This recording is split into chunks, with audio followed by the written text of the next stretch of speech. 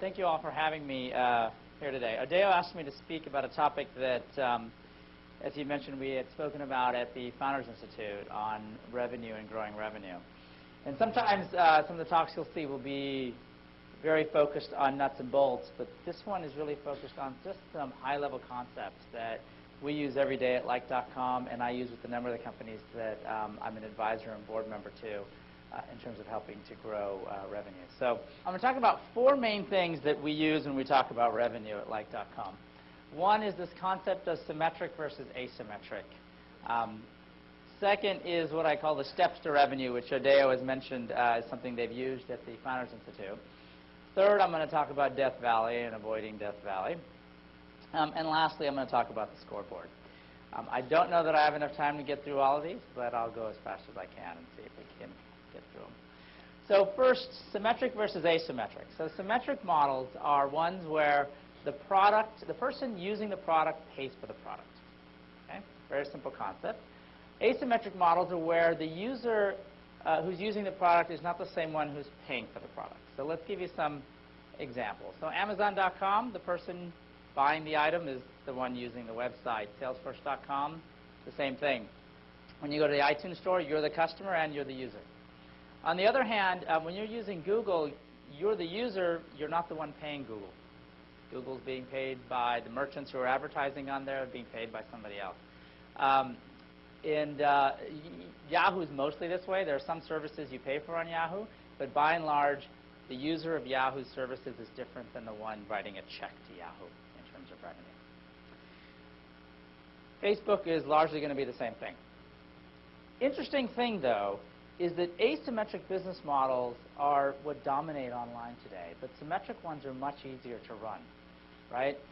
In an asymmetric model, you have to get a bunch of users, and you got to get a bunch of people to pay. There's two groups you have to cater to. In a symmetric model, you just have to find one person, and if he pays, you know he likes the product. It's a very simple thing. You don't end up with the natural conflict that you do between two of your teams internally. In an asymmetric model, you do. You end up with one team going, God, you're bastardizing the site just for our advertisers, and you're making the user experience hard. You know, a great example of this, if you go on media sites today, I even saw this on Forbes.com, you know, they don't just show you, they'll be like, top 10 CEOs, and you got to go one click at a time to go through every single one. Well, that's a classic example of, because it's asymmetric, the advertisers want more page views to sell, or the site wants more page views to sell to advertisers, but the users who are using it are getting short-shifted with the worst user experience. Okay? This conflict occurs all the time in symmetric and asymmetric models. You're always fighting two different sides of the coin because you actually have two customers in a sense. You have your real customers who pay you, and you have your users. And you have to kind of balance these two elements. Interestingly, though, most of the B2C models we see out there are asymmetric. And the real question is why? And if you look at the market cap of all internet companies, almost 80% of that comes from asymmetric models. And so one of the reasons is something a good friend of mine and really smart guy, Mike Spicer, said, which is if you look at the traditional basically supply and demand curve and incremental costs, in the internet, it really doesn't cost you anything to sell an additional item to an additional person or to have an additional person use your site, right? They pretty much can use your site for very little incremental cost. The incremental cost of Twitter of adding a new user is almost zero. As a result of that, the asymmetric models dominate because the best way to market your services is to make it free. And therefore, your customers who are using your product are not actually the ones who pay for it.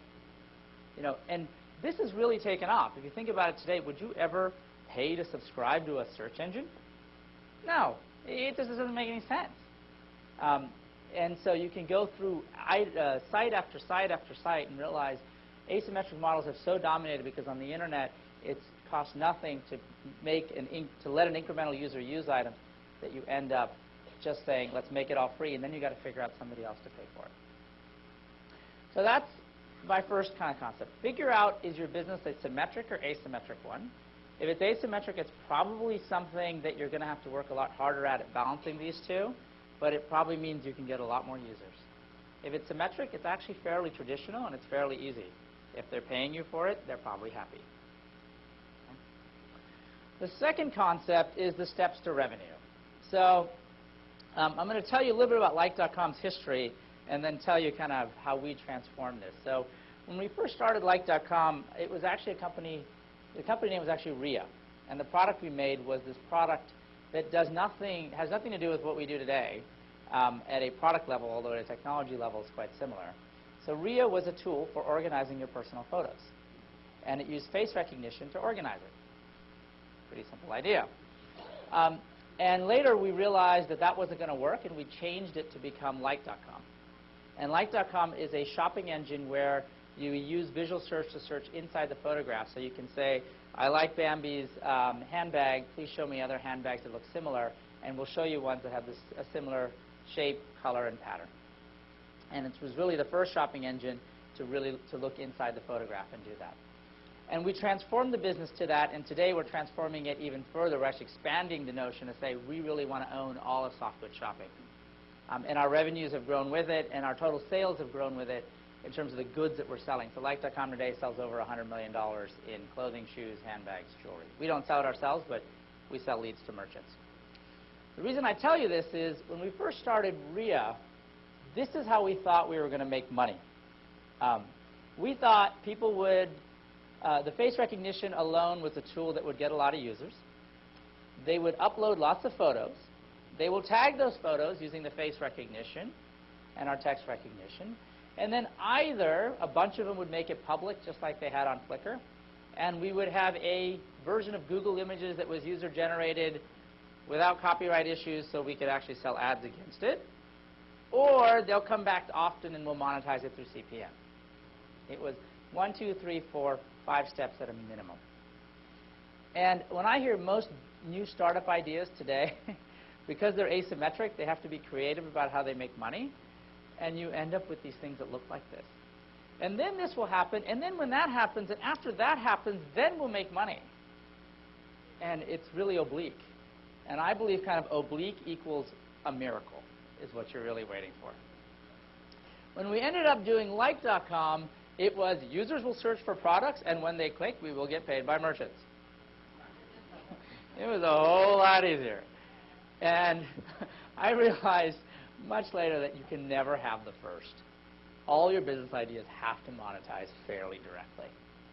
Even Reed, when I talked to him about when he started LinkedIn, I said, did you really know the business model? He said, I didn't.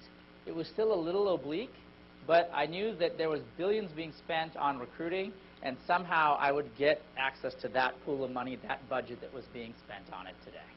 So at least he had identified a real-world budget and knew that his product would come pretty close to making money from that. So that's our second concept, which is your steps to revenue, count them. Literally write them down on a piece of paper and count how many steps you have to have. And where it branches like my last one did, that's even worse. Okay? So it's bad to have lots of steps. It's even worse to have lots of steps that branch all the time. Because that means you don't even know how many steps you actually are really going to have. This was one of the great simplifications, though, that we ended up doing in our business that helped us dramatically. The third thing is, remember, Silicon Valley and Death Valley are both in California. And they both actually have a lot of silicone in them, by the way, at least silica. So why do I bring this up? Well, first, there's two dimensions to how you should think about your business. And I hear a lot of companies also, especially many in tech, talk about this. They say, I have lots of traffic. Lots of traffic doesn't mean you have lots of people who are ready to transact. They're two separate things. And I put up this diagram to kind of help you. So on the bottom we have, in terms of number of users, you can have a site that has low traffic and a site that has high traffic. In terms of the intent to do a commercial transaction, this isn't necessarily shop. This can be fill out a mortgage lead. This can be book an airline ticket. This can be any number of things. This can be find a lawyer. This can be find somebody to mow your lawn. It can be anything, but it's at least some commercial transaction. Do they have a low intent or a high intent to do so? And what you want to make sure is you just don't end up in the bottom left. We're all trying our hardest to end up in the top right. Haven't quite got there. I actually think Twitter has an interesting shot at getting there for reasons that I can go into later. But I will disclose I am a very small investor in Twitter. So But I actually think that it's got an interesting route that it may get there with. But let's go through the other boxes. So let's say you have really high traffic but very low commercial intent. This is kind of Facebook today. You can actually make a really good business, as they're proving, on that. That's a viable quadrant. You can make a ton of money. Yes, I heard somebody say, hey, Google makes, what was the number I heard? I want to say like $50 a user, and Facebook makes like 2 or something like that. And they're like, oh, yeah, you know. Yeah, but actually there's maybe a chance that not only can Twitter get more users than Google over time, but actually they will come back more often, which may be the case. And so it may work out that they move there. But in this quadrant, online games, they get crazy traffic. I don't think you're really in the mood to shop except for maybe some digital items when you're playing an online game. So I think it's very low commercial intent to a large degree. On the other hand, you have things like Like.com and Bill Shrink, very high intent but tend to have lower traffic levels. Not everybody in the world is shopping for a handbag right now. Okay? On the other hand, they are shopping, and so you have very high commercial intent. So figure out, if you can, kind of which quadrant you want to be in. There are interesting businesses in all 3 of the top and right 3. You just want to make sure you're not in Death Valley, which is where most Web 2.0 companies have. They are narrow products that don't have the billions and billions of users and page views that you get in a Facebook, and they don't have the commercial intent either. And you want to stay away from kind of ending up there. There's a corollary to this, which is something slightly different, but still kind of the same. Yes, I spent a little bit of time getting some really fun images today. So, but think of, again, low intent or high intent to do a commercial transaction, but also relevancy. So when I talk to a lot of Web 2.0 companies, they say, oh, but our thing is so relevant. Relevancy, again, doesn't mean you're going to be good at selling stuff. So let me give you a couple examples. So if you end up saying, hey, I have a site, like moms are the biggest shoppers online. Okay? Moms in general are the chief purchasing officers of all companies. They spend, of all families, they spend a lot of money. If you have lots of moms, you have a lot of purchasing intent to a large degree. If you show them the wrong ad, like the Budweiser girls, you have low relevancy but high intent audience. Okay? I'm sorry. On the other hand, you can have high relevancy. Say, oh, here's a picture of a dog somebody's looking at on Facebook. Let me put up dog ads for dog food next to it. High relevancy. But I'm looking at a picture of a dog. It doesn't mean I'm ready to buy dog food or that I even own a dog. Right? I may just be looking at your dog. And at Like.com, we have a product called LikeSense, which put clothing that looks similar to the one you're seeing in your friend's picture that you can buy. It's a very relevant product, but it isn't necessarily high intent. You're not sitting there looking always at your friend's picture saying, I want to buy her outfit. You are sometimes, but not as often. The best, of course, you want is high intent. One of the interesting things that a friend of mine was telling me is dating sites have very high purchase intent when it comes to clothing and Botox and all kinds of things. Because if you're on a dating site, you've decided that you want to spend money to get married, date, whatever. You're willing to spend money to do it. You're willing to plunk down money for that dating site. And guess what? You're willing to spend extra money to get a new outfit, to get your hair done, to get whatever augmentation, additional things you want. And so actually dating sites have very high intent. If you can provide them with a very relevant ad and high intent, it matters. So ask yourself with your site, do we really have high intent, or are we just saying we have high relevancy? And it's actually a fairly important distinction between the two. All right. I don't know how much you guys ended up using this part of Deo in the Founders Institute, but at Like.com, we're religious about this. So everybody says, I want to grow revenue, and then they don't look at revenue, and they don't know what it is, and they haven't memorized what their revenue was yesterday and the day before. At Like.com, we get daily revenue reports that come out and go out to the entire company that show exactly how we're doing. By the way, all of our investors get copied on these daily revenue reports as well. So the first thing I tell people is you can't move a number that you don't focus on every single day. So if you want to move revenue, you've got to look at revenue, you've got to know what it is, you've got to focus on it. That's obvious, right? So the second part, though, is it takes a while. This is some of the early part of our growth in revenue at Like.com. And what you see is that first part is an entire year. It's a year where when you look back, you go, wow, it didn't look like it grew much. Although when you're in it, it looks like it's growing, because you kind of zoom in on that part, and it kind of looks like that part, but just closer in. But you end up, yeah, you've seen that, right? And later you look back and go, oh, that was a tiny little mountain we climbed. But what you end up realizing is you need to work at revenue every single day, and it will take off. It will just take a while. The last 1 year has been great for a lot of Web 2.0 companies that I've seen, because a lot of people have focused on revenue, sometimes out of necessity, sometimes because they're doing the right thing. But my biggest advice is please do it early, because it's going to be a year till you probably get the formula right. And in that year, you're not going to grow very much revenue, and you're not going to cover your costs. So a lot of people say, oh, I'm about to run out of money in 6 months. I'm going to focus on revenue now. Probably too late. This should be something you should think about and start working on day one. And how do you move revenue? So we use this as well. So a lot of people say, hey, I'm going to move revenue, I'm going to drive it up, and I'm going to look at data every day to try to figure out how to move revenue. And I learned this framework from this guy named Nathan Shedroff, actually, who used to work at Vivid Studios. And he was, when I was at Stanford, he was a guest lecturer. And it's been one of the most useful frameworks I've seen, actually, in thinking about information and how to make business decisions around information to drive a goal. And what he said is, most of us use the words data, information, knowledge, and even wisdom interchangeably, right? We intersperse all of them. But he said, let's be precise. Let's call data 1 point in time. So it's 72 degrees today. Let's call information a calculation between 2 points. It's 3 degrees warmer than it was yesterday. Let's call knowledge really to be a correlation. When there are clouds, it tends to be cooler. But it may not have been the clouds that made it cooler. It might have been the wind that was blowing in that made it cooler. Okay? And lastly, let's call wisdom actual causation. I know that it was that caused that other thing.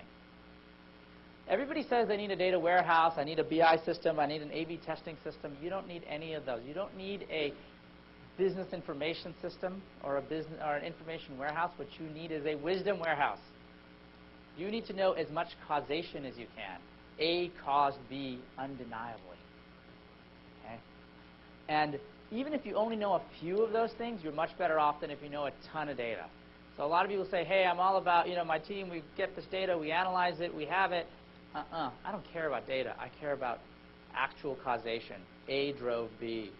So at Like.com, first thing we do to achieve this is we have an A/B testing system that's in place. And it's parallel A/B testing. So most people do serial A/B testing, which means I did my release, and here's how my performance on my site was, and then after it went to here. They think, oh, that's good enough. It was the release that made it go up and down. Well, maybe, or maybe it was a holiday over here, and the day you did the release was a different day, or this other partner of yours did a sale on that day. Like, you don't really know. The only way you know is where you randomly take every other user and send them to a different user experience. So you release your code, but half the users see your old code and half the users see your new code. And it controls for day of time, day of week, time of day, partners changing things, all kinds of other factors. It gives you a true scientific way to think about it. The second part is we have 7 sets of identical machines that can each handle our load. But many of you run on Amazon, and you can easily spin up more sets, so we do that just to isolate some of our testing.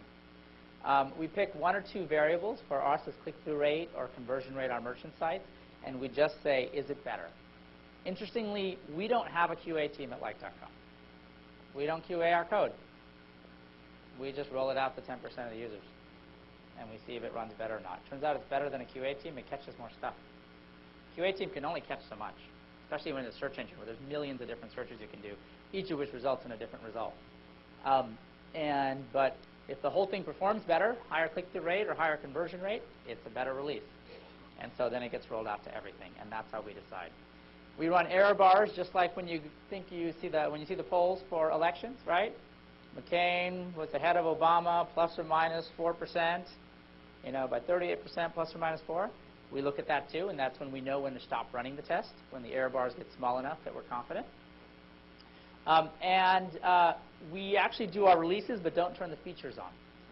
So do the release, put the new code out, and then slowly turn the feature on later so you can test it in a very controlled way. So those are kind of the key elements of how we do the A/B testing and how we grow it. It's a very simple concept, but we do it every day. Every release has to be better than the last one, which means it has to drive up revenue. So we look at revenue every day. We look at our releases and how they impact revenue every day. No release gets to go out and negatively impact revenue. Each feature in each release is independently turned on one by one by one, so we know which one feature in there made things worse or better. And we just keep chugging forward. And that wheel kept turning for that whole year where we improved it and improved it and improved it and improved it. And then we crossed the magic threshold and everything started to work, but we kept doing that same process over and over and over again. And we continue to do that. And one of my skepticisms when we first started A/B testing was, this can't make that big a difference. I was like, come on, maybe it can move it like 10% or 20%, but it'll never move it 100%. This moved it almost 100% over time. And so it really is something, if you just keep at it, you can keep winning. The hard part for some sites is the behavior is too complex. Like there isn't one goal you're trying to get the user to. He's over here playing around, he's over here. Like on Facebook, this probably doesn't work. What's success?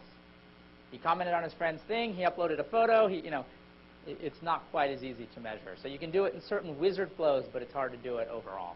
But it does work for sites like like.com very well. And lastly, I'll just leave you with some parting thoughts against these frameworks. But the first thing is my favorite saying of all time, which is successful entrepreneurs are more interested in being successful than in being right. We all start companies because in some way we want to imprint a vision we have on the world. In some ways we want to bring something new to the world that it doesn't have, but we have a vision of what that should be. And when anybody in this room or anybody outside tells you you can't do it, ignore them. But if a customer or lots of customers in particular tell you it doesn't make sense, don't ignore them.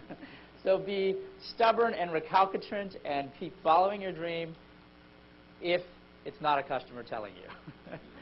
And one's not enough. It's got to be, in some cases, millions, in some cases, thousands who do it. And if they do, then change, and you'll be successful. And last one thing, one self-serving thing, we're trying to hire like 10 people right now in engineering, front end, back end. I know you're going to kill me. Don't recruit.